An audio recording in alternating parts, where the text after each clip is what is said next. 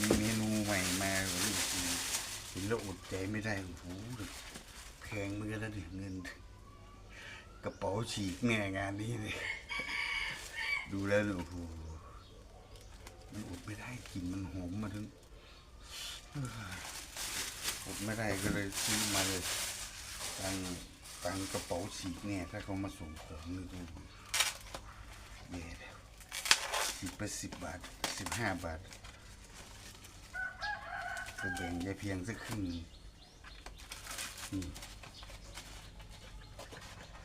อยากเล่นของราคาแพงเป๋ง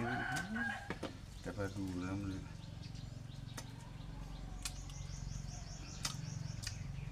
วันนี้พามาชิมทุเรียน